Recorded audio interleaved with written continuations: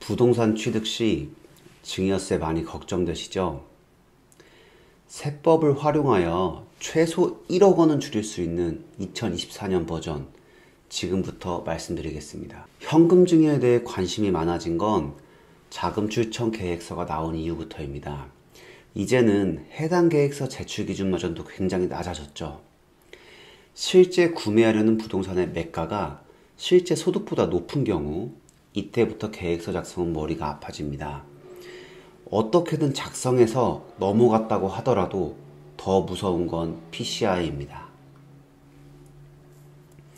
PCI가 뭐냐고요?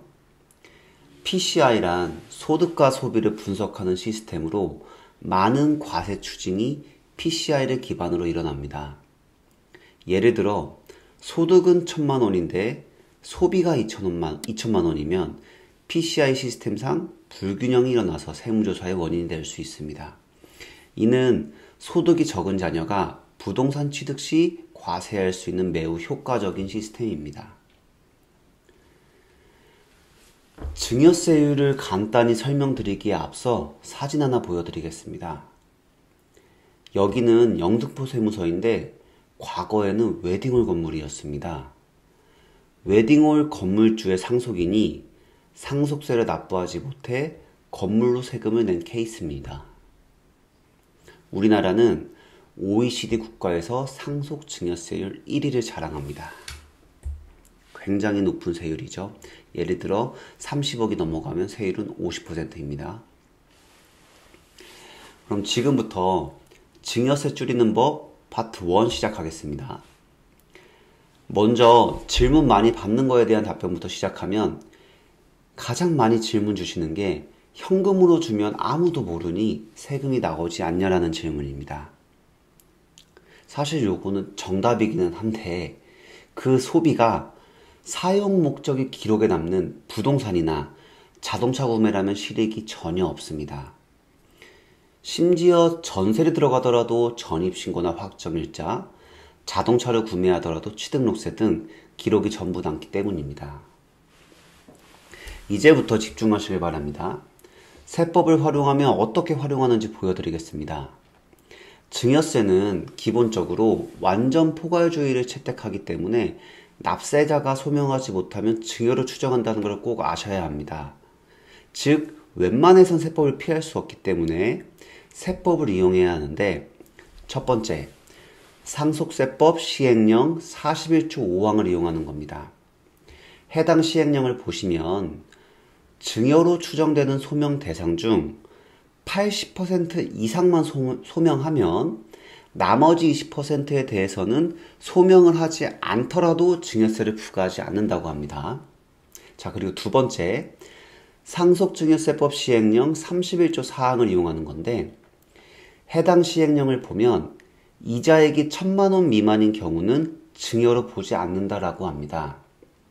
즉 법정이자율인 4.6%와 비교하여 이자액이 1,000만 원 미만인 이자율을 설정하면 법정이자율보다 낮은 이자율이어도 해당 이자액에 대해서는 증여세가 부과되지 않는다는 겁니다.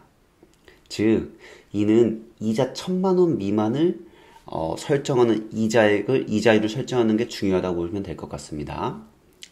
조금 이따 뒤에서 예시로 한번 말씀드릴게요.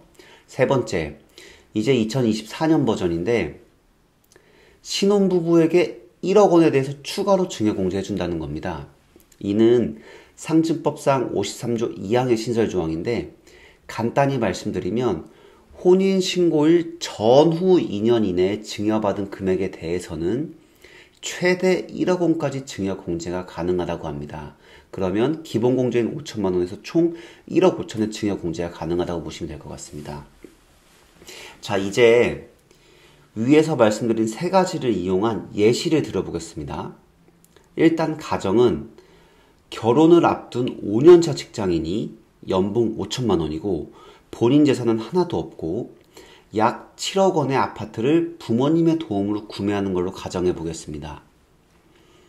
만약 컨설팅 없이 단순하게 자녀가 7억 원의 아파트를 구매한다면 예상 증여세는 약 1억 4천만 원 정도입니다. 이제 세법을 활용해서 증여세를 0원으로 만들어 보겠습니다. 자, 첫 번째. 7억 원의 아파트 중 첫 번째 말씀드린 시행령 41.5항 인용하면 80%인 5억 6천만 원만 소명하면 됩니다. 그럼 이제 어떻게 소명하면 되냐면 5억 6천만 원 중 신원공제로 1억 5천만 원을 받으시고 PCI가 아까 제가 소득과 소비를 분석하는 시스템인데 연봉이 5천만 원이면 곱하기 5년차 하면 2억 5천만 원이 소득 증빙이 가능합니다. 그리고 나머지 차용증을 2억 원을 작성하면 최소 6억 원은 소명이 가능합니다. 그러면 증여세가 안 나오겠죠. 근데 이제 여기서 질문. 차용증 2억 원에 대해서 금전대차가 아닌 증여로 과세하면 어떡하냐? 라고 많이들 물어보실 수 있습니다. 이때 일단 먼저 차용증 작성법에 대해서는 제가 다음 편에 말씀드리고 차용증 2억 원에 대해서는 이자는 0%로 하셔도 괜찮습니다. 그 이유는 법정이자율과 비교했을 때 이자율이 0%여도 2억 원에 대해서는 1,000만 원 미만이므로 해당 이자에 대해서 증여세가 부과되지 않기 때문입니다. 조금 어려우실 수도 있는데 만약 7억 원을 그대로 증여세 맞게 되면 1억 4천이니까 이를 줄이기 위해서는 조금의 노력은 필요하다고 생각합니다.